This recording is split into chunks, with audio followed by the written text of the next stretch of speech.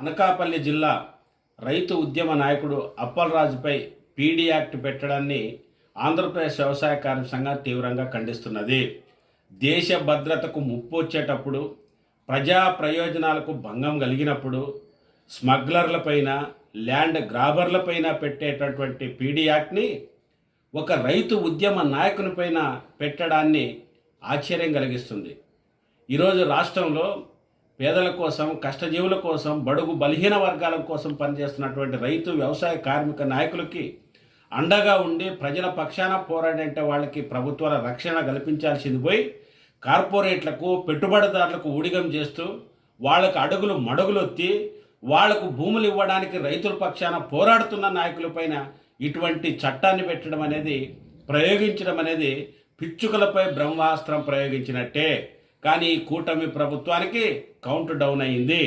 ఎందుకంటే ఈ రాష్ట్రంలో కుప్పం నుండి శ్రీకాకుళం జిల్లా వరకు, కరేడు నుండి అదేవిధంగా విశాఖపట్నం జిల్లా వరకు 32-33 కేంద్రాలలో రైతులు, పేదలు, వ్యవసాయ కార్మికులు తరతరాలుగా సాగు చేసుకున్నటువంటి భూముల్ని బలవంతంగా లాక్కోవద్దండి, వాళ్ళ కడుపులు కొట్టొద్దండి, వాళ్ళపైన కుటుంబాన్ని రోడ్డును పడేయొద్దండి అని న్యాయమైన హక్కుల కోసం పోరాడితే ప్రివెంటివ్ డిటెక్షన్ యాక్ట్ అని పెట్టడం అనేది ఇది ఎంత సమంజసమో ప్రజలు ఆలోచించమని కోరుతున్నాం.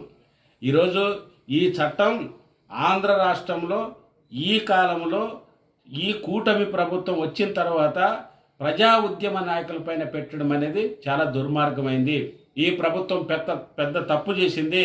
దీన్ని బట్టి అర్థమవుతున్నది ఏమిటంటే ఈ రాష్ట్రంలో ఉన్నటువంటి ఖనిజ సంపదని, భూముల్ని, మైనింగ్ని, ఇసుకని, రాయిని మొత్తం కొల్లగొట్టి కార్పొరేట్లకు ఉడిగం చేయాలంటే ఉద్యమకారులు, ప్రజా పోరాటాలు అడ్డం వస్తున్నాయి. కాబట్టి ఆ పోరాటాలని భయపెట్టడానికి, ఉద్యమకారుల్ని భయపెట్టడానికి ఇటువంటి చట్టాలు ప్రయోగించడం అనేది చాలా దుర్మార్గమైంది. కానీ ఈ చంద్రబాబు నాయుడు కూటమి ప్రభుత్వం, పవన్ కళ్యాణ్ గారికి ఒకటి గుర్తు చేస్తున్నాం.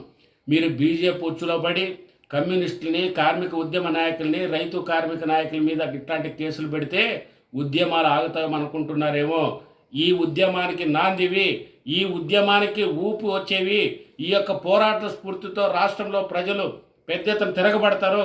ఆంధ్ర రాష్ట్రానికి గొప్ప చరిత్ర ఉంది. స్వాతంత్ర పోరాటంలో ఇక్కడి నుంచే బ్రిటిషాన్ని, తెల్లవాన్ని పారదొలినటువంటి చరిత్ర కలిగినటువంటి ఈ రాష్ట్రం చంద్రబాబు నాయుడు గారు, కూటమి ప్రభుత్వం, మీ బాబు జాగిరి కాదు ఇది. మీరు ఇటువంటి చట్టం పెట్టడం అనేది చాలా అన్యాయం, దుర్మార్గం. అదేవిధంగా నిన్న ఏలూరు జిల్లా బుట్టాయిగూడెం ఇనుమూరులో గిరిజనులు 3 తరాలుగా సాగు చేసుకుంటుంటే ఆ భూముల్ని గిరిజనేతర భూస్వాములు కట్టబెట్టడానికి రెవెన్యూని, పోలీసుల్ని, ఎంఆర్ఓని, గూండాలను పంపించి గిరిజనుల మీద దాడి చేసి 7 ఎకరాల పంట నాశనం చేసి ఆ గిరిజనుల మీదే ఇలాంటి పీడీ యాక్ట్ పెట్టాలని నాన్ బెయిలబుల్ కేసు పెట్టి ఏం చేయదలుచుకున్నారు? ఈ రాష్ట్రంలో ఉన్నటువంటి గిరిజనులు, దళితులు, బలహీన వర్గాల కోసం పనిచేస్తున్నటువంటి నాయకుల మీద ఇటువంటి కేసులు పెడతారా? మేము ప్రశ్నిస్తున్నాం. ఈ రాష్ట్రంలో అనేక మంది మీ పార్టీలో ఉన్న వాళ్ళు ఇసుక మాఫియాలు, మైనింగ్ మాఫియాలు, అదేవిధంగా మద్యం మాఫియాలు మీ కళ్ళ ముందే ఉన్నారు.